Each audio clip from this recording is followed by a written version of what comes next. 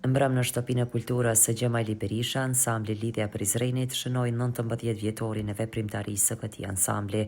Falë drejtorit Jetone Qafleshi dhe koreografit Gazmen Dervishit, tashmë kanë bërë emër në Kosovë e jashtë shtetit. Mirë po ky koncert dhe ky vit i veprimtarisë i u përkushtua kujtim Ajet Bytyqit, antari i ansamblit të këngëve dhe valleve Lidhja e Prizrenit, i cili në fund të korrikut të këtij viti pas një sëmundjeje të shkurtër ka ndëruar jetë në moshën 43 vjeçare. Ishte muzikanti i njohur prizenas si në profesionalizmin dhe përkushtimin e tij ndaj muzikës, duke dhënë një kontribut të çmuar në skenën muzikore vendore.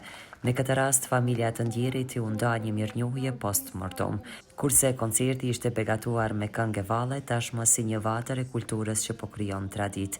Vallet karakteristike në shumë moshave dhe këngëtarët e këtij ansambli ishin edhe një përkushtim për kolegun e tyre ku së fundmi u nderua edhe mendesjen e Flakadanësh në shënim të kujtim Bytyqit dhe 19 vjetorit të punës së suksesshme të këtij ansambli.